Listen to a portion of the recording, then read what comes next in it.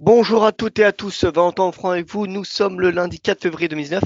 Très heureux de vous retrouver. J'espère que vous avez passé un très bon week-end. Alors ce matin, les indices européens sont attendus inchangés à l'ouverture. Voilà, sur fond de manque de catalyseurs. En Asie, on a les marchés chinois qui sont fermés tout au long de la semaine. Donc peu de volume en Asie. L'indice japonais gagne du terrain, clôture en hausse de 0,46%, alors que l'indice MSCI Asie ex-Japon perd 0,16%. Bref, on est vraiment à l'équilibre. Vendredi, les indices américains ont clôturé également dans un ordre dispersé. Alors on a les techs qui ont nettement sous-performé. Le Nasdaq a clôturé dans le rouge, étant donné que Amazon a publié des prévisions pour le premier trimestre 2019 qui étaient inférieures aux attentes des économistes. Et c'est pour cette raison que les techs ont été vendus. Donc vous voyez, pendant ces périodes de publication des résultats, l'évolution des indices à court terme est très incertain, en tout cas au jour le jour.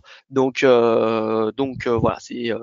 on a eu une clôture des indices américains dans un ordre vraiment dispersé et voilà, sur fond de manque de catalyseurs ce matin, les indices européens devraient être à l'équilibre. On n'attend pas beaucoup de variations dans la journée, étant donné qu'il y a il y a même pas de catalyseur finalement qui est attendu.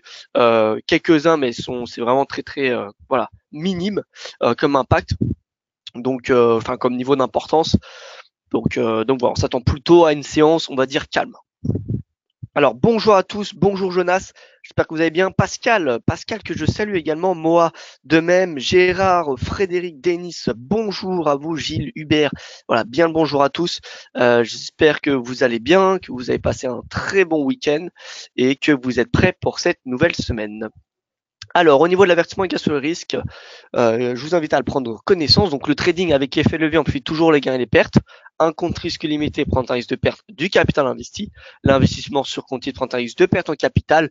IG, fournissement service d'exécution d'ordre. Cette présentation est à titre indicatif et ne devrait être considérée comme un conseil ou une recommandation. Au niveau du résumé de la science américaine statique, donc comme je vous l'ai dit la semaine dernière, vendredi plutôt, on a les indices américains qui ont clôturé dans un ordre dispersé. Dow Jones, S&P qui ont clôturé dans le vert, le Nasdaq lui a clôturé dans le rouge. On a eu une baisse du VIX de 2,60%. Vous voyez qu'on s'approche près de 16, on est à 16,14. Donc on voit que le VIX la performance du VIX commence à se réduire nettement. Plus on approche de 16 et plus on a le VIX qui on va dire forme des chandeliers, en tout cas à une volatilité très faible. D'ailleurs, il faudrait regarder le VVIX, c'est ce qu'on va regarder tout à l'heure. Ce matin, on a le 10 ans US qui prend 6 points de base par rapport à vendredi. Pourquoi? Eh bien parce qu'on a eu des chiffres macroéconomiques plutôt bons, on va dire mitigés aux États-Unis. Vendredi au niveau du NFP. Donc le NFP est ressorti bien super aux attentes à 304 000 créations d'emplois dans le secteur non agricole. Par contre, au niveau du taux de chômage, eh bien, il a augmenté. Le taux de chômage, c'est assez important parce que dès qu'on a un chômage qui rebondit aux États-Unis alors qu'il était en plein emploi, eh bien, dans le passé, ce fut un niveau d'alerte. Il y a eu d'ailleurs un graphique qui est ressorti sur Twitter. Si vous n'êtes pas sur Twitter et que vous aimez un petit peu la macroéconomie, je vous invite vraiment à vous inscrire dessus et suivre quelques comptes. Alors, il y a un... Ah non. Alors, il faut que je retrouve. Voilà, Oddstat, qui est un très bon site d'analyse, qui publie des statistiques sur le S&P 500 vraiment intéressantes. Et alors, on va voir ça. Voilà. Donc, c'est à chaque fois que le taux de chômage a rebondi aux États-Unis. Donc, c'est les carrés jaunes avec les croix rouges à l'intérieur. Vous voyez, dès qu'on a eu un rebond du taux de chômage aux États-Unis, pas tout le temps, mais quand même, ce fut un signal baissier pour le S&P 500. C'est d'ailleurs ce que j'avais fait voir il y a plusieurs semaines, plusieurs mois.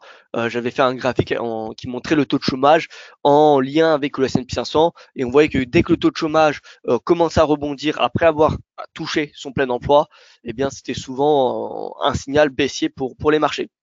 Donc là, le marché a payé le dollar grâce à un bon NFP, mais en soi, le NFP, le chiffre NFP ne veut presque rien dire. C'est la création d'emplois, donc secteur non agricole. Le plus important, c'est quoi? C'est le taux de chômage. Et encore, le taux de chômage, je vais vous montrer quelques chiffres, mais le taux de chômage en soi, c'est pas forcément très utile à avoir, puisque voilà, le taux de chômage, les institutions, les gouvernements plutôt, c'est eux qui classifient et on va dire les conditions pour être compris dans le chômage. Par exemple, si quelqu'un est taux de chômage mais commence une formation, eh bien il peut être sorti du taux de chômage, il peut être sorti des chiffres du taux de chômage, alors que il ne travaille pas, il ne contribue pas.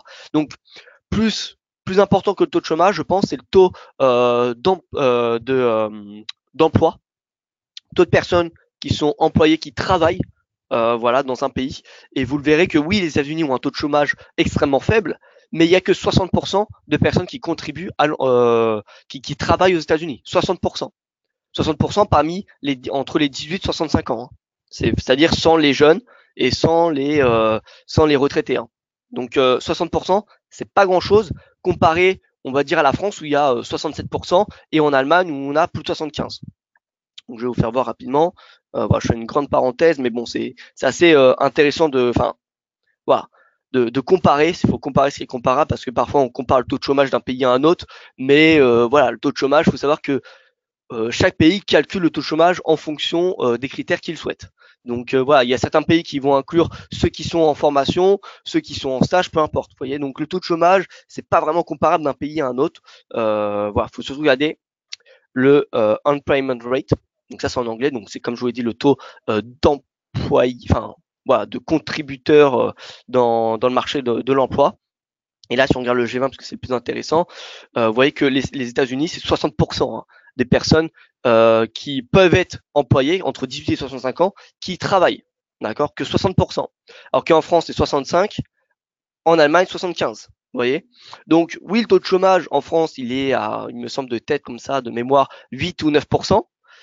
Mais il y a beaucoup plus de personnes qui contribuent à l'emploi.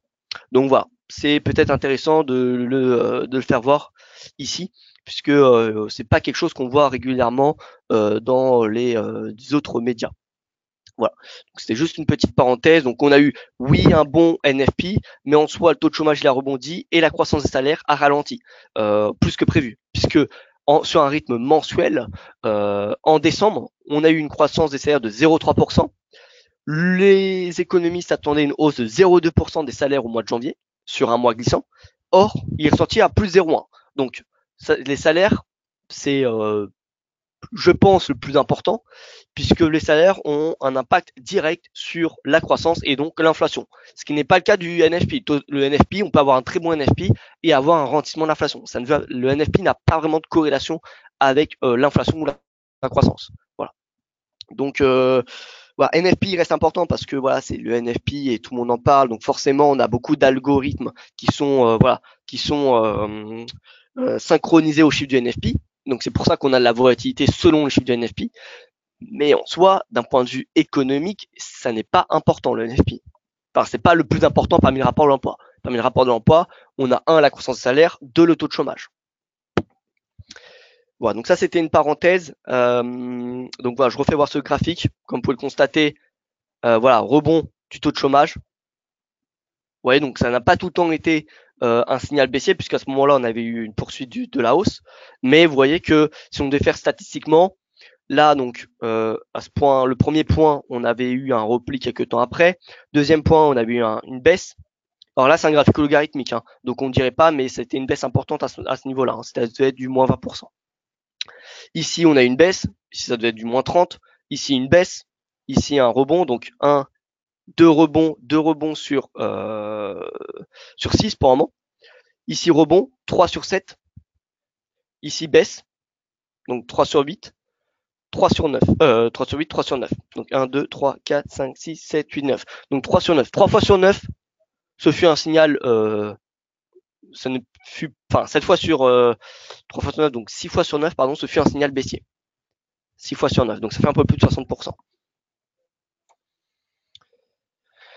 Voilà, donc moi j'aime bien ce signal, enfin en tout cas je le trouve assez intéressant à suivre, donc voilà, et c'est pour ça que finalement cette année, comme je l'ai dit à Genève pour ma prévision 2019, ça va être qui tout double. Ça va être qui tout double. On a beaucoup d'indicateurs qui alertent le taux de chômage, la courbe des taux, Ça, c'est les deux principaux facteurs qui, moi, personnellement, me semblent inquiétants pour les marchés actions cette année ou l'année prochaine. Maintenant, ce qu'on trade avant tout, c'est le prix. Le prix a toujours raison, le marché a raison. Et donc, vraiment, le signal baissier le plus, voilà, par excellent, enfin, on va dire, entre guillemets, par le majeur, ça sera ce plus bas à 2323. Si on passe sous 2323, on va avoir un mouvement de panique et on est parti pour du moins 20% à mon avis sous 2323. Donc si on passe sous 2323, ça sera un signal baissier. Au niveau actuel, voilà, c'est assez compliqué à dire puisqu'on est dans un rebond soutenu par des résultats des entreprises plutôt bons. Il n'y a rien d'excellent, mais c'est plutôt bon comme résultat des entreprises. C'est meilleur qu'espéré, qu'attendu. Ce qui soutient donc l'appétit au risque. Maintenant, voilà, on arrive peut-être en fin de rebond étant donné que la plupart des mastodontes technologiques ont publié leurs résultats. Il n'y a plus que Google, Alphabet a publié ses résultats aujourd'hui. Ensuite, tous les mastodontes auront publié leurs résultats. Donc voilà, on pourrait avoir un essoufflement de ce mouvement haussier. D'ailleurs, on le voit, le RSI qui, voilà, on va dire consolide depuis le 18 janvier. Voilà, il est sous résistance de momentum. Il n'est pas passé en surachat. Vous voyez. Donc là, patience pour le S&P 500. Voilà, en 4 heures, on commence à avoir une divergence. Donc vous voyez, on a une divergence puisqu'on a un sommet ici et un sommet ici qui est de plus en plus bas. Donc c'est pas le moment de rentrer à la vente. Techniquement, le signal de la divergence sera exploitable si on passe sous ce support de momentum. Finalement sous 50, puisque vous voyez qu'on est, ce support il est à 50. Donc si en 4 heures, le RSI 4 heures passe sous 50, signal de vente, et là, il faudra s'attendre, voilà, ça remettra en cause tout ce mouvement haussier. Donc une correction dans un premier temps 38%, puis 50, puis 61, etc., etc. Voilà, donc pour le moment, wait and see pour le S&P 500, on attend pour du swing trading.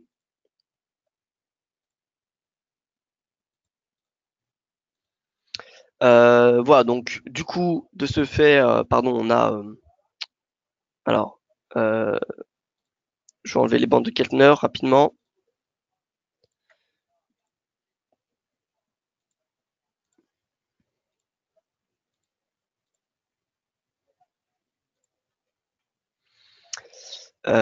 Donc, voilà, excusez-moi. Donc S&P, bon Nasdaq, on a une baisse. Alors je vais beaucoup d'obliques ici. Donc en journalier, on voit pareil, on a la même configuration comme vous pouvez le constater. Et en 4 heures, on a pareil une divergence baissière. Vous voyez, sommet, sommet de plus en plus bas, sommet, sommet de plus en plus haut. Donc dès que le RSI passera sous ce support de momentum à 40, il n'est pas à 50 sur le Nasdaq, mais à 40, ça sera un signal qui sera baissier.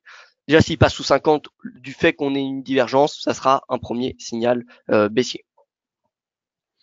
Au niveau du CAC 40, donc là le CAC 40, comme la semaine dernière, il est dans un canal qui est haussier, à l'image de ce voilà, graphique 1 heure, vous voyez, canal haussier. Par contre, on est sous résistance, on est sous 5000, enfin on est à 5000, pardon. On l'a dépassé, on a clôturé au-dessus la semaine dernière, mais voilà, pour le moment, voilà, faut être prudent sur le CAC 40. Puisqu'il sera corrélé il est corrélé au S&P 500. En tout cas, il est beaucoup influencé par le S&P 500.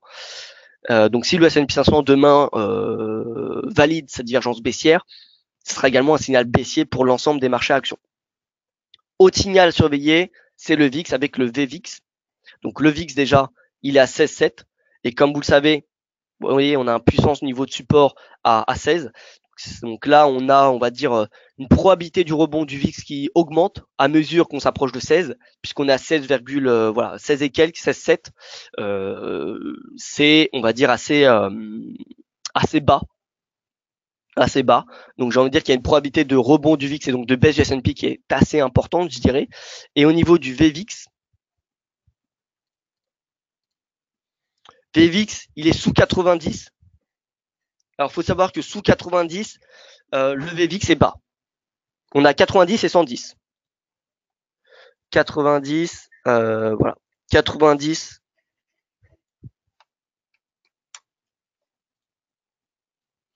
et 110. Au-dessus de 110, c'est la panique. Hein. C'est là où il faut acheter finalement. Si on veut chercher si on veut acheter les pullbacks, il faut acheter au-dessus de 110 et en dessous de 90. C'est le moment où il ne faut surtout pas acheter puisqu'on est probablement en tout cas en fin de tendance haussière. Voilà. Donc, vous voyez, VVix 80 plus bas depuis juillet 2017. C'est assez inquiétant étant donné le contexte dans lequel on évolue. Alors certes, on n'a pas eu d'escalade des tensions commerciales à l'issue des 2 jours des négociations à Washington, mais on n'a pas eu d'accord. Au niveau des résultats des entreprises, c'est bon, mais c'est pas excellent. Et au niveau de la croissance mondiale, on n'a pas eu de bonnes surprises. Globalement, la semaine dernière, on a eu plutôt des chiffres décevants. Donc, est-ce que le VIX actuel reflète la tendance, on va dire, qu'on connaît depuis ces 3 derniers mois? Pour ma part, je ne pense pas.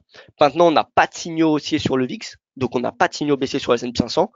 Mais voilà, dès qu'on aura un signal sur le VVIX et sur le VIX, comme avec le disparity, vous savez, notre fameuse stratégie du disparity index que maintenant vous commencez à connaître. Ouais, disparity index à 10 périodes en journalier. Donc là, on est à moins 11. Dès que ce disparity index passera à 10, au-dessus de 10% et ensuite passera en dessous de 10%, le fait qu'il passera en dessous de 10%, ce sera un signal haussier pour les indices. Mais là, voilà, moins 11%, c'est bas. Le VIX est bas. Le disparity index du VIX est bas. Le VVIX est bas. Le S&P 500 est assez élevé puisqu'il a fait une hausse de 14, plus que 14%. Regardons. 16% sans réelle correction. Voilà, je pense que c'est assez élevé et donc faut attendre. C'est surtout pas le moment d'acheter. Maintenant, c'est pas le moment de shorter puisqu'on n'a pas les signaux vendeurs. Donc sans signaux vendeurs, on ne peut pas justifier une position short. Même si c'est tentant, je vous l'accorde, de shorter ce niveau de prix. On peut aller peut-être tester la moyenne mobile à 200, qui est la moyenne mobile ici en blanche. Vous voyez. Donc, pour le moment, c'est assez délicat à shorter. Mais ce qui est sûr, encore une fois, c'est voilà, c'est compliqué pour ma part, ça me semble pas possible de payer les indices à ce niveau de prix. Voilà. Donc voilà, à la rigueur, non, même le CAC, même le DAX, vous voyez, CAC sous résistance, DAX, vous voyez, on commence à avoir des chandeliers, déjà des mèches de plus en plus importantes par rapport aux chandeliers. Vous voyez que là, les chandeliers, on avait des corps assez importants, et là, c'est dorénavant les mèches qui sont dominantes. Et d'ailleurs, si on prend le prix et on met en Enkin Hachi, vous voyez que là, on commence à avoir une suite de chandeliers rouges sur le DAX, sur le S&P, non, pas pour le moment. Mais voilà, vous voyez, CAC c'est dans le vert également, DAX donc c'est dans le rouge, Eurostock 50 c'est dans le vert, mais pareil on voit les corps qui sont de plus en plus baissiers, donc ça veut dire une perte de momentum. Voilà, donc pour le moment on attend finalement le mot de la fin pour les indices et on attend les signaux baissiers. On attend les signaux baissiers pour shorter les indices.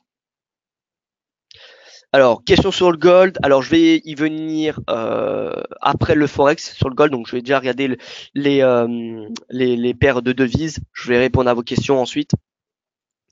Donc, l'eurodoll.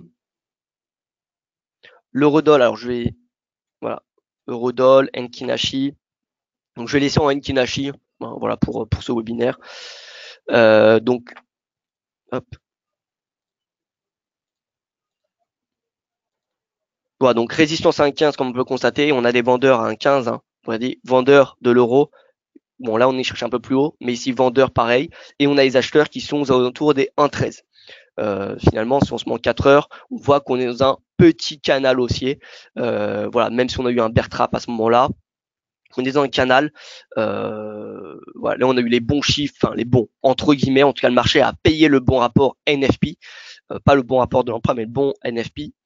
Et donc là, on revient sur support, qui était le plus bas de vendredi matin.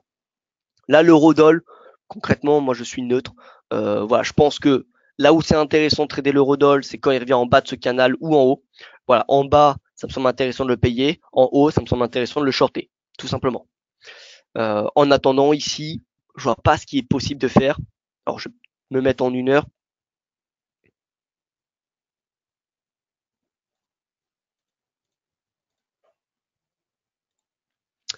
Alors, en 1 heure, on a une petite oblique ici, regardez.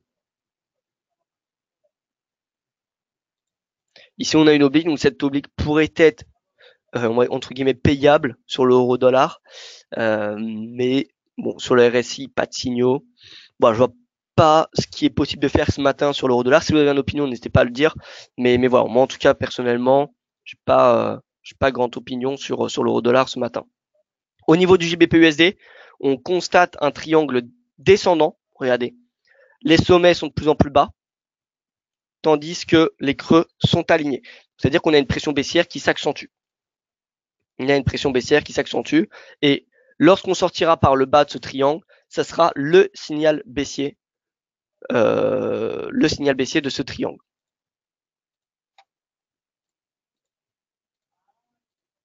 Voilà. Et l'objectif sera un report de cette hauteur.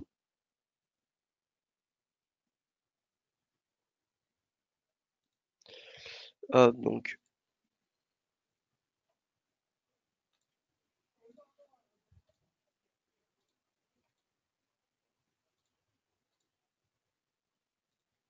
voilà, si on reporte cette hauteur au niveau du breakout,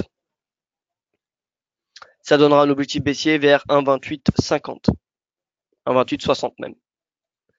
Une fois qu'on aura le breakout. Alors j'ai une question de la part de Denise. Comment traite-t-on les devises commodities?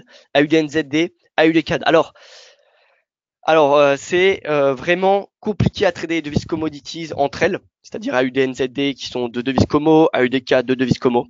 Moi personnellement, je n'aime absolument pas, et c'est pour ça que vous voyez très peu d'analyse de ma part sur ces paires, l'AUDNZD et l'AUDCAD, parce que c'est deux devises commodities et je trouve ça justement extrêmement compliqué à les trader. Donc j'ai pas vraiment de conseils à vous donner là-dessus. Le seul conseil, c'est, je dirais, de regarder les forces relatives des commodities. On sait que l'AUD est corrélé, alors attendez, je vais vous faire voir un graphique. Comme ça, voilà, c'est pas des propos, c'est juste des chiffres, hein, c'est même mieux, du coup. Alors, on va regarder le gold. On va regarder la corrélation. Quelle devise est le plus corrélée à l'or? D'accord? Donc là, on va regarder indicateur, coefficient de corrélation. Et là, on va regarder AUD-USD. Et on va regarder USD4. La devise, alors on va se mettre sur du 200 semaines. Voilà, la devise qui est plus corrélée à l'or, on voit c'est l'AUD, 57%. Alors que le CAD, c'est 40. Là, c'est l'USD CAD moins 40, donc CAD, c'est 40. Donc on voit que l'or est le plus influencé par... l'AUD est le plus influencé par l'or. Et si on se met sur le Brent, c'est également l'AUD, il me semble, qui est le plus corrélé. Ah non, pardon, c'est le CAD. Le CAD, 47% contre 17% pour l'AUD. Donc voilà, donc finalement, ça revient à dire que si on achète l'AUD CAD, ça revient à payer l'or face au Brent. Donc, ce qui est possible de faire, c'est regarder la force relative Gold Brent.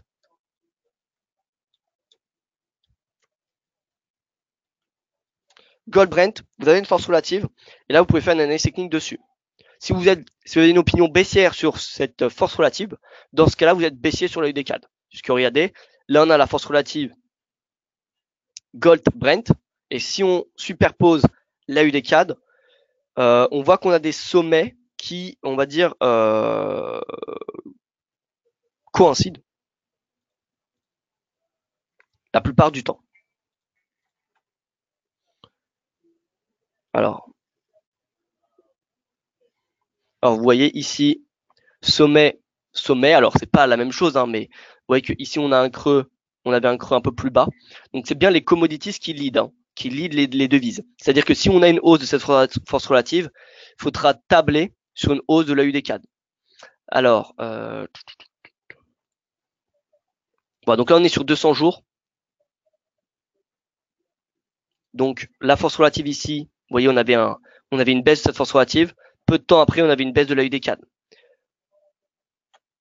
Là, on avait le creux, le sommet.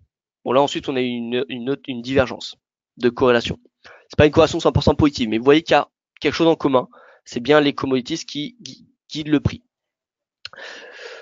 Voilà. L'AUD, il faut savoir que c'est la devise qui est la plus influencée par la croissance mondiale, puisque c'est la devise la plus corrélée à l'économie chinoise, plus influencée plutôt par l'économie chinoise. Et l'économie chinoise dépend beaucoup de ce qui se passe de la croissance mondiale. Si on a une croissance mondiale, si on a une croissance en zone euro qui ralentit ou aux États-Unis qui ralentit, eh bien, ça sera négatif pour la Chine et donc négatif pour l'AUD. Voilà, donc l'AUD, c'est la devise entre guillemets à risque, c'est-à-dire que voilà, si on a de l'aversion au risque, l'AUD, c'est la devise à shorter, et à l'inverse, si on a de l'appétit au risque, l'AUD, c'est la devise à payer. Donc voilà, c'est extrêmement compliqué à trader la UDNZD, la UD4. J'espère que mes commentaires vous aideront, Denis. Mais voilà, moi personnellement, j'aime pas beaucoup. Déjà, je traite pas ces devises, mais à analyser, j'ai trouvé extrêmement compliqué la UD4 et la UDNZD. C'est très compliqué à les trader.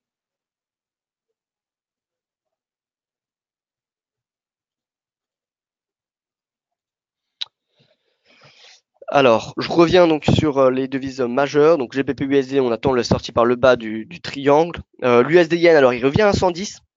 Je pense que 110, c'est un niveau de prix qui me semble intéressant pour passer à la vente, en considérant que le dollar est dans une tendance baissière. Regardez, 110, je vais la mettre en valeur, donc 110. Tac, tac.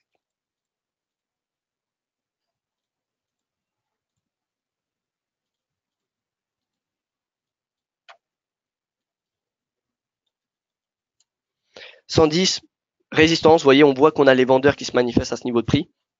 Donc, si l'USD-Yen revient à 110, ça pourrait être un niveau de prix intéressant pour shorter, à condition bien évidemment qu'il y ait des signaux. Pour le moment, en 4 heures, il n'y en a pas. En 1 heure, on n'a pas de divergence, mais on voit que le RSI est extrêmement élevé. C'est rare que le RSI soit aussi élevé, surtout sur le USD-Yen. Donc voilà, à surveiller de près. Si par exemple le RSI de l'USD-Yen sort de sa zone de surachat, ça serait considéré comme un signal qui serait vendeur.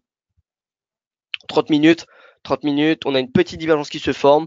Voilà, donc peut-être que dans l'après-midi, plutôt qu'en fin de journée, on aura le signal baissier sur le USD-Yen, mais pour le moment, ce matin, nous ne l'avons pas.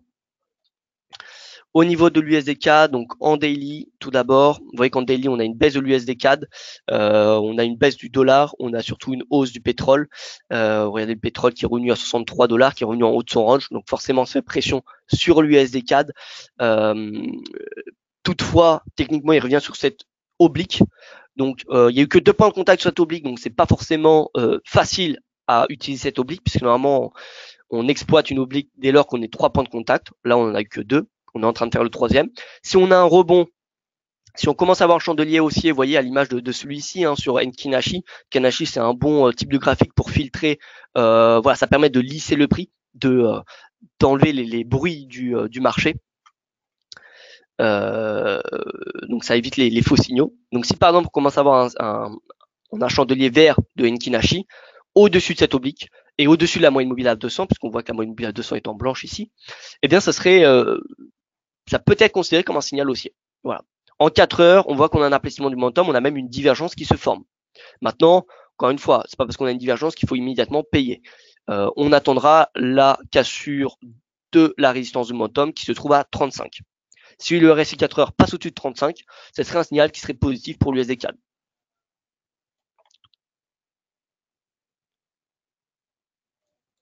Au niveau de la UD-USD, donc l'AUD-USD revenu à la moyenne mobile à 200.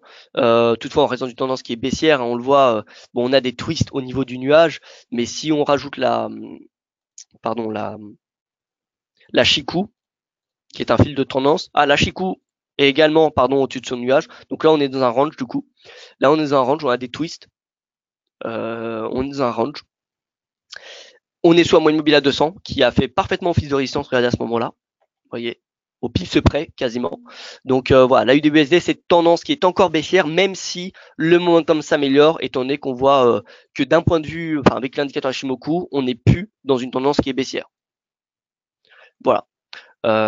Donc faudra dépasser cette moyenne mobile et même je dirais inscrire un nouveau plus haut, dépasser cette résistance pour considérer un renversement de tendance, une tendance qui passe bullish. En attendant, la UDSD, il n'y a rien à faire, on est on est dans un changement de tendance. Peut-être qu'on est en train de commencer un long range, ou peut-être qu'on est en train de rebondir. En tout cas, on n'est plus dans une tendance qui est baissière. Ça, c'est quelque chose qu'on peut affirmer, en tout cas sur la USD.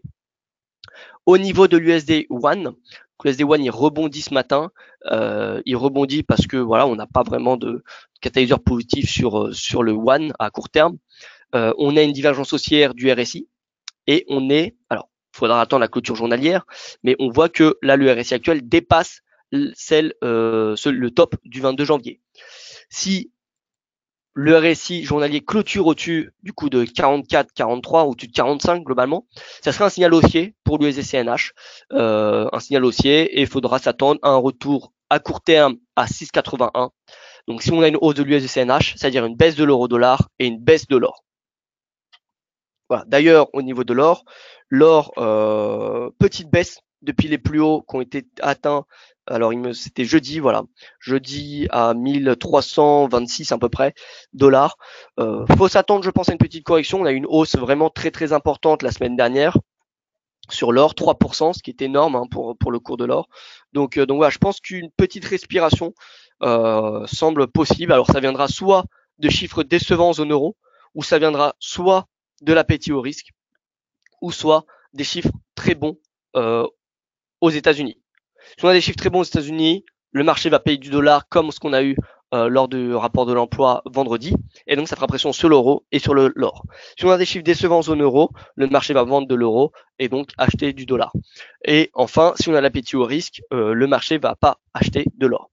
Donc voilà, on a ces trois facteurs qui influencent l'or, la zone euro, et je dirais plutôt finalement les grosses économies, donc qui sont la zone euro et la Chine.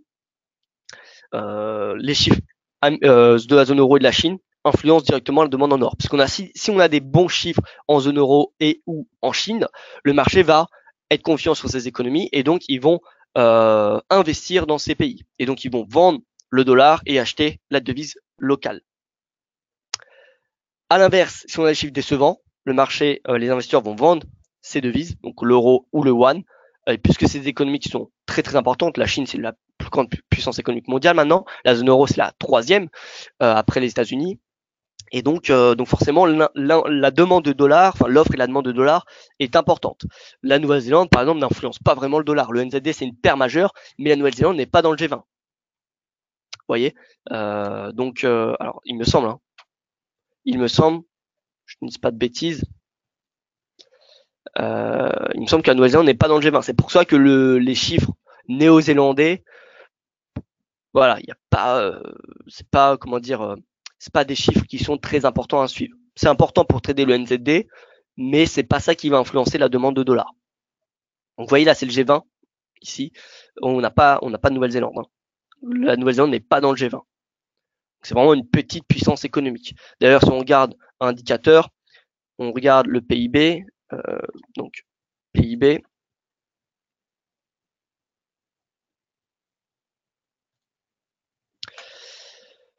Voilà, donc on regarde donc dernier. Donc là, c'était en 2017, ça n'a pas été utilisé en 2018, mais la Chine est dessus, il me semble. Hein. Bon, ça dépend des statistiques, mais bon. Voilà. Donc, en tout cas, les trois premières, c'est quoi? C'est États-Unis, zone euro, Chine. Il vient ensuite le Japon. Et ensuite le Royaume-Uni. L'Allemagne, je ne l'ai pas compté puisque l'Allemagne fait partie de la zone euro. Donc, vous voyez, USA, zone euro, Chine. C'est les trois plus grandes puissances. C'est pour ça que les chiffres en zone euro et en Chine ont un impact sur la demande du dollar. Voilà. Et cette semaine, quels sont les chiffres que nous avons en Chine, en zone euro ou aux États-Unis? Voilà, s'il y avait que trois pays à suivre en termes de statistiques macro, ça serait ces trois-là. Le dollar, enfin ceux des États-Unis, ceux de la zone euro et ceux de la Chine. Ceux du Royaume-Uni, bon, c'est voilà, c'est un plus, mais vraiment les plus importants, c'est ces trois pays-là. Donc cette semaine, vente au détail de la zone euro, ce sera assez important mardi. L'indice PMI non manufacturé de l'ISM sera assez important également. Commande aux usines allemandes, pareil. Ensuite, ça c'est pas très important. Bulletin mensuel de la BCE, oui. Discours de Powell, jeudi. On sera dans la nuit, hein. Donc pour les plus courageux, dans la nuit de mercredi à jeudi, à 1h du matin, nous aurons un discours de Powell. Et voilà. Bon, donc quelques chiffres importants à suivre, mais il n'y a pas non plus, c'est pas non plus une semaine qui devrait être très très volatile. En tout cas, d'un point de vue macroéconomique, il n'y a rien de majeur, il n'y a pas de PIB, il n'y a pas d'inflation de chiffres d'inflation qui sont attendus cette semaine. Donc voilà, l'or, moi je vois bien revenir déjà à 1307 $, qui était le sommet de 2015. Vous voyez, donc c'était une résistance auparavant. Et ensuite, eh bien, ça va, on verra ce qui va se passer, mais on voit qu'on est en train peut-être, c'est encore beaucoup trop tôt pour l'annoncer, mais si ça se trouve, on va faire une épaule tête épaule. Mais bon, c'est encore beaucoup trop tôt pour le dire encore une fois. Il faudrait qu'on ait l'autre épaule qui soit en formation et qu'ensuite on passe sous la ligne de coup pour affirmer qu'on a fait une figure de retournement qui est en épaule tête épaule. Pour le moment, c'est pas du tout une épaule tête épaule, on ne peut absolument rien dire sur la configuration actuelle. Voilà, donc en 4 heures, on voit, regardez le RSI. Le RSI, il a plongé, il est sorti de sa zone de surachat et depuis on est en baisse. Donc là, on a vraiment une respiration du momentum. Le momentum devient majoritairement vendeur puisque le RSI passe sous 50. Donc là, on devrait avoir un momentum baissier, on devrait avoir une tendance baissière qui pourrait s'accélérer du fait qu'on ait un momentum qui est majoritairement vendeur. Donc un retour à 1307 lors des prochaines heures, prochaines séances me semble clairement possible. Et donc une baisse de l'euro, voilà, à court terme jusqu'à potentiellement, alors là on est actuellement à 1,1448. C'est possible qu'on vienne chercher 1,14, 1,14 tout simplement. Voilà. Si on est baissier sur l'or, on est baissier sur l'euro. Si on est haussier sur l'euro, on est haussier sur l'or. Pareil avec le one. Si on est baissier sur l'euro ou baissier sur le one, alors on est baissier sur l'or. Et voilà, l'inverse. Au niveau des cours de pétrole, alors les cours de pétrole, on est revenu proche de résistance, mais on n'est pas non plus sorti des ranges. Alors le range, il est entre 63,60 et 60 $. Quoique on est même, on va dire, dans un canal légèrement ascendant. Légèrement, je dis bien. Vous voyez, très légèrement. Bon, on est dans un canal, un pseudo-canal range. En tout cas, le vrai signal haussier sur du swing trading moyen terme, c'est si on dépasse ce sommet de décembre. Si on dépasse ce sommet, si on a une clôture au-dessus, ça sera un signal haussier en direction des 70 $. Le brut, c'est ce qu'il a fait, le WTI. Vous voyez que, alors, pardon, pas vendredi, on n'a pas clôturé au-dessus. En tout cas, pas sur Enki Nashi. On va regarder sur les chandeliers classiques. Chandelier classique, on a clôturé au-dessus. Donc là, on a un signal haussier sur le WTI. Signal haussier, prochaine résistance, 60 $, puis la moyenne mobile à 200. Voilà, le RSI correctement orienté à la hausse. Donc j'ai envie de dire, voilà, on a un signal haussier à prendre en compte sur le pétrole. Le Brent n'a pas validé ce signal, donc il y a deux possibilités. Soit vous spéculez sur une sortie par le haut du canal du Brent puisque le WTI l'a fait, ou soit vous attendez que le Brent passe au-dessus, confirme le signal de breakout du WTI pour que vous passiez à l'achat. Maintenant, le risque, c'est que si vous attendez, eh bien forcément, vous rentrez plus tard. Mais c'est davantage de confirmation. Donc ça, ensuite, c'est à vous de voir. Soit vous attendez davantage de confirmation, mais vous ratez quelques points, ou soit vous décidez d'y aller voilà, très rapidement, mais vous avez moins de signaux haussiers. Vous êtes moins serein.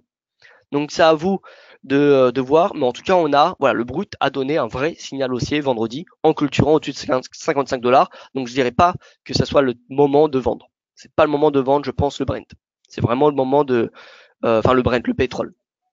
Je pense que voilà, c'est le moment de, en tout cas la tendance est haussière, donc pour moi il n'y a pas de raison de vendre d'un point de vue technique en tout cas les cours de pétrole.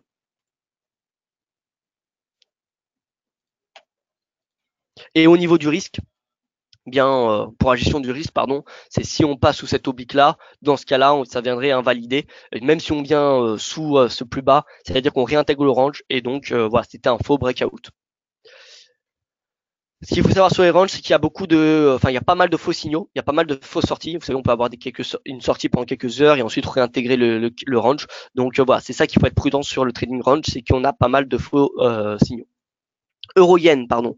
Euro-yen, on m'a posé des questions. Un engulfing bar en journalier, je suis bullish sur cette paire, un avis ou des niveaux clés. Alors, euro-yen, alors faut savoir que le yen il baisse. Le yen il baisse, pourquoi? Ben parce qu'on a à l'image du VIX, voilà, regardez le yen. Alors, yen index. Et on va ajouter à cela On va juste superposer le VIX.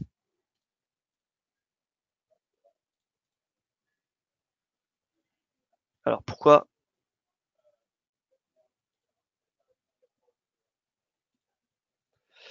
Alors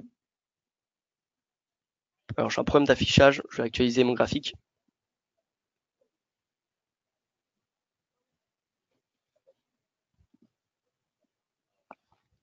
Alors si vous avez des questions, n'hésitez pas, je vais répondre. Là j'ai fini mes analyses, voilà ma routine d'analyse et voilà maintenant je réponds à toutes vos questions. Donc n'hésitez pas, c'est le moment si vous en avez. Alors, il semblerait que j'ai un problème sur TradingView. C'est un problème de chez moi, de mon ordinateur. Alors, comparé avec le VIX, voilà. Vous voyez que concrètement, les deux sont assez corrélés. Alors bien évidemment, il n'y a pas 100% de corrélation, ça n'existe pas. Mais donc du coup, si on devait mettre un coefficient là-dessus, coefficient entre le Yen Index et le VIX, vous voyez qu'on est à 42%. 42, donc là c'est sur 200 périodes. Si on se met en semaine, regardons un petit peu. En semaine, il n'y a pas de corrélation. Il n'y a pas de corrélation, mais on voit quand même dans le passé, 2009 jusqu'à 2015, donc quand même pendant 6 ans, la corrélation était au-dessus de 50%, enfin était en moyenne de 50%. Donc voilà, on n'a pas une corrélation tout le temps, mais on voit voilà, la plupart du temps, on a quand même des corrélations. Après, bien évidemment, on n'a pas une corrélation parfaite, étant donné que le yen est influencé par la BOJ. Là, le VIX n'est pas influencé par la BOJ. D'accord. Donc voilà, mais on voit qu'on a des sommets, on a quand même quelque chose qui est corrélation tangible, j'ai envie de dire. Peut-être qu'avec le VVIX, on a une corrélation supérieure. VVIX, VVIX. Donc le VVIX, c'est quoi? C'est le VIX du VIX. Non, le VVIX, non. Moins, une corrélation moindre. Bref, qui dit hausse du VIX dit aversion au risque et dit donc hausse du yen. Alors c'est un peu pénible ce problème d'affichage. Bon, donc c'est pour ça que le yen baisse, c'est parce qu'on a un VIX qui quand même baisse. Mais puisque le VIX dorénavant est est proche d'un support, il est proche de 16, eh bien tout va dépendre de ce que va faire le VIX à 16. Si le VIX rebondit sur 16 et qu'on a du coup un retour de la version au risque, il y a fort à parier que le yen s'apprécie et que donc les paires en yen reprennent leur tendance baissière. Donc là on a une hausse de l'euro yen. Maintenant, étant donné que le VIX est très proche d'un support, j'irai pas shorter le yen. C'est pour ça que l'USD yen à 110, comme j'ai dit tout à l'heure, l'USD yen à 110, ça peut être intéressant à shorter si on a bien évidemment des signaux baissiers, étant donné qu'on a le VIX qui est sur support. Parce que je le répète, si le VIX rebondit, c'est-à-dire qu'on a l'aversion au risque, c'est-à-dire que les gérants de portefeuille, voilà, se couvrent en achetant avec des options sur le marché des options. Et généralement, quand les gérants de portefeuille vont sur les marchés des options, c'est pour se couvrir des marchés, d'accord? Donc, si on a des marchés à options qui sont privilégiés, on va avoir, si on a la volatilité sur les marchés à options, pardon, du coup, c'est synonyme de baisse d'aversion au risque de la part des investisseurs. Et c'est pour ça que le yen surperforme. Donc voilà, maintenant, encore une fois, sur les yen, on n'a pas les signaux baissiers. Et l'euro-yen, eh bien, la tendance, pour un moment, elle est haussière. Maintenant, j'irai pas payer l'euro-yen compte tenu du fait que le VIX, est voilà, il est proche de 16. Donc ça se trouve, aujourd'hui, ou peut-être dans la semaine, on aura un rebond du VIX et donc une baisse de l'euro-yen. Bon, maintenant, techniquement, si je devais me focaliser que sur l'euro-yen et que je ne vais pas prendre en considération le VIX, oui, on a un breakout.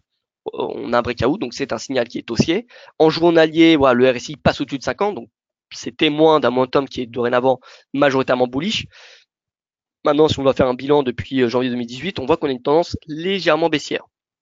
Donc là, la probabilité de rebond, le cours pourrait rebondir jusqu'à où? Alors là, on a dépassé ce support, vous voyez, qui est devenu résistance. Donc là, personnellement, le prochain niveau de résistance à court terme, je dirais que c'est ce niveau-là où on avait des acheteurs qui s'étaient manifestés. Donc c'est à 126,63. C'est la prochaine résistance sur l'euro-yen. Peut-être que l'euro-yen passera en baisse avant d'aller chercher, se renversera, pardon, avant d'aller chercher cette résistance. Mais voilà, c'est la résistance technique que je constate à court terme.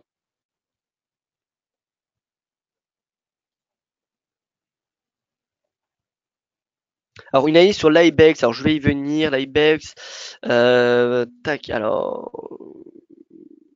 le DXY. DXY, alors DXY, bon, on voit que, alors on va prendre un petit peu de hauteur, on va se mettre sur de l'hebdo. Qu'est-ce qu'on a sur de l'hebdo? Bon, depuis finalement mai, on est dans un canal qui est haussier. On a un momentum qui a ralenti par rapport au printemps de l'année dernière. Mais le RSI, surtout, il est baissier, hein, dorénavant. Regardez. Il est sous 50. Il est sous 50. Après la divergence baissière, donc c'est un signal qui est baissier sur du moyen long terme. Et c'est pour ça que moi, personnellement, j'ai une perspective baissière. Maintenant, en termes de prix, on est quand même sur un niveau de support parce qu'on est proche de cet oblique. Donc, tant qu'on n'a pas de breakout, c'est compliqué à vendre le dollar, le DXY plutôt, au prix actuel. Si on a un rebond comme ce qu'on avait eu il y a une semaine, pourquoi pas? Si on a un retour à 96, on voit qu'on a eu des vendeurs qui sont manifestés. Si on a un retour à 96, pourquoi pas vendre le DXY? Mais là, au prix actuel, voilà, ça me semble, on est proche d'un support majeur, donc ça me semble un peu compliqué.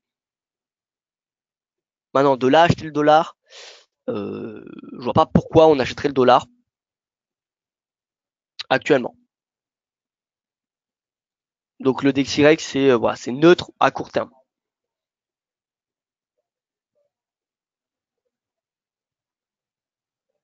Pour AUD-Yen, le short est annulé. Alors l'AUD-Yen, c'est, comme vous le savez, à l'image, c'est comme le S&P 500. C'est-à-dire que mon opinion sur le S&P 500 est du coup identique à celui de l'AUD-Yen et vice-versa.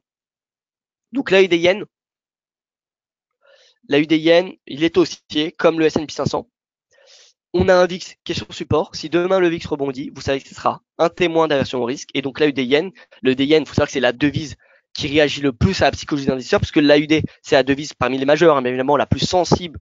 Enfin, c'est celle qui surperforme lorsqu'on a de l'appétit au risque. Et le yen, c'est celle qui surperforme lorsqu'on a de l'aversion. Donc et c'est celle qui sous-performe lorsqu'on a de l'appétit. D'accord? L'AUD et le yen, c'est les opposés sur les majeurs. D'accord? C'est les opposés. Donc dès qu'on a de l'appétit au risque, l'AUD yen est extrêmement bull. Et dès qu'on a de l'aversion, l'AUD yen est extrêmement bear. Qu'est-ce qui s'est passé au mois de janvier? Alors, tac. Attendez, je vais vous faire voir un graphique. Qu'est-ce qui s'est passé au mois de janvier sur les marchés actions? On a eu un bull market, un bull market. Une belle performance. On a eu une belle performance. Si on se met sur un mois, quelle devise a surperformé? Bon, alors on a GBP, d'accord, mais ça on va l'enlever parce que c'est relatif aux news sur le Brexit. Mais sinon, NZD, CAD, AUD. Donc les trois devises commodities ont surperformé. À l'inverse, les devises qui ont sous-performé sur un mois glissant, c'est quoi? C'est le yen, le franc, le dollar. Les trois devises refuge. Et surtout le yen. Dommage qu'on ne peut pas revenir en décembre, mais si on regardait en décembre, c'était l'inverse. C'est-à-dire que le yen, le franc, le dollar surperformaient, avec le yen qui surperformait toutes les majeures. Et à l'inverse, ceux qui sous-performaient, c'était les devises commodities. Pourquoi? Bien parce qu'on a eu une vente massive, on a eu beaucoup d'aversion au risque en décembre. Donc, voilà, l'AUD yen, ça va dépendre de l'appétit ou de l'aversion au risque, tout comme le S&P 500. Et le baromètre pour l'appétit et l'aversion au risque, c'est le VIX. Donc le VIX, c'est possible d'utiliser pour trader l'AUD yen. Ça semble un peu difficile à voir le lien entre les deux, mais il faut savoir que il y a juste une chose à retenir, c'est que le VIX, c'est l'indice de la peur. Et l'AUD yen, c'est la paire qui est la plus sensible à la psychologie des investisseurs. C'est la paire qui est la moins corrélée à la macro. Enfin, qui est la moins sensible plutôt à la macroéconomie. D'accord?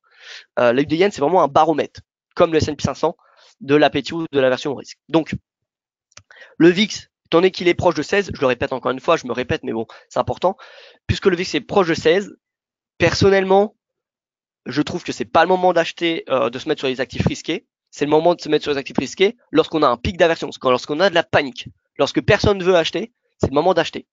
On est tous d'accord, je pense. Et lorsque tout le monde veut acheter, c'est le moment de vendre. Donc là, on a le VIX qui est extrêmement bas, qui est sur support même, par rapport depuis vous savez, la correction sur les marchés en octobre, le VIX rebondit à chaque fois lorsqu'il atteint 16 piles. Donc là, il est proche d'un support, le VIX. Pour moi, la probabilité d'un rebond du VIX me semble assez élevée. On l'a pas encore, mais dès qu'on aura le rebond du VIX, on aura donc une baisse du S&P. Enfin, on aura du coup un retour de la version au risque. Donc, baisse du S&P, baisse des devises commodities, dont l'AUD, hausse du yen, hausse de l'or. Donc l'AUD yen, il est haussier. puisque le VIX est toujours en baisse, en tout cas il ne rebondit pas. Mais si aujourd'hui ou demain ou peu importe, à court terme, si le VIX rebondit, l'œil de yen sera en baisse.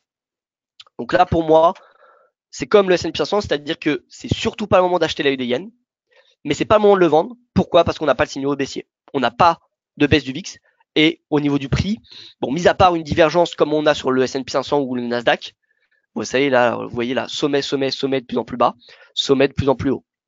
Donc on a une div, mais à part cela, on n'a pas grand chose d'autre. Donc à vous de voir si vous voulez trader là, si vous voulez le shorter.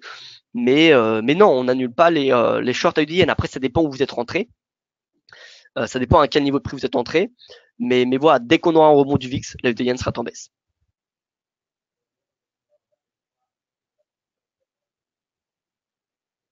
Qu'André, Eco, GBP, PMI, DIR30 peut-il y avoir un effet sur l'or? Très minime, Pascal. Il y a un effet, il y a toujours un effet sur tous les chiffres macro ont un effet. Maintenant, ça dépend. Vous regardez votre graphique sur quelle unité de temps. Si vous regardez sur du journalier, non, les chiffres GBP ne vont pas avoir grand impact sur l'or. Maintenant, si vous regardez votre graphique en tick, oui, les annonces, les news sur la livre sterling vont avoir un impact. Donc tout dépend du temps sur lequel vous regardez. Mais en soi, non, le GBP ne va pas, les chiffres sur le Royaume-Uni ne vont pas avoir d'impact important sur la tendance day trading de l'or. Yanis qui me dit bonjour, je suis nouveau sur IG. Alors bienvenue Yanis, bienvenue. Yanis qui me demande quelles sont tes deux plateformes. Alors les deux plateformes que j'utilise, c'est un Pro Realtime ici. Alors attention, c'est pas Pro Realtime, voilà, c'est la version Pro Realtime de IG. C'est-à-dire que il y a la version Pro Realtime de Pro Realtime et la version Pro Realtime de IG. C'est une version, on va dire, où il y a un peu moins de fonctionnalités, mais l'avantage c'est que voilà, elle est gratuite dès lors que vous passez, il me semble, 4 ordres par mois. Après, bon voilà, je ne suis pas voilà, je serai pas dans le support, donc je pourrais pas vous dire exactement, mais il me semble que c'est ça. Dès que vous faites 4 ordres par mois, la plateforme est gratuite, donc c'est pas grand chose. Donc c'est ça l'avantage d'avoir cette plateforme PRT version IG, c'est que du coup elle est gratuite si vous faites 4 ordres par mois. Et elle est très ergonomique pour moi. Pour la time, je pense que c'est la meilleure plateforme de trading, voilà, personnellement. Maintenant, l'avantage de TradingView, c'est vraiment sa capacité, les possibilités d'analyse. Pas de trading, je parle bien, mais d'analyse. C'est vraiment exceptionnel, cette plateforme, mais il n'y a rien à dire. Enfin, si, il y a toujours des choses à dire. Moi, mon point de vue, pour être tout à fait franc avec vous, peut-être que la meilleure plateforme d'analyse, c'est TradingView. Par contre, la meilleure plateforme de trading, sans aucun doute, c'est Pro Realtime. Pro Realtime, c'est la meilleure plateforme de trading. C'est-à-dire que pour passer des ordres, pour gérer ses positions, honnêtement, je connais pas mieux que Pro Realtime. Et je ne dis pas ça parce que je travaille chez IG. Voilà, maintenant, je suis franc avec vous et je trouve que TradingView est une super plateforme d'analyse. Donc voilà, je pense que les deux sont assez complémentaires. Il y a des fonctionnalités sur Pro Realtime que vous ne retrouverez pas sur TradingView et il y a des fonctionnalités sur TradingView que vous ne retrouverez pas sur Pro Realtime. Donc voilà, les deux que j'utilise, c'est Pro Realtime et TradingView. Toujours aussi intéressant et passionnant. Merci beaucoup et bonne journée, me dit Denis. Mais écoutez, merci à vous, Denis. Merci pour ces compliments. Donc voilà, écoutez, je pense qu'on a fait le tour. Je pense que j'ai répondu à toutes vos questions. Je vous remercie pour votre attention. Je vous souhaite une excellente journée. Soyez prudents sur les marchés. Je vous dis à demain pour ma prochaine analyse des marchés. Excellente journée à vous et à demain.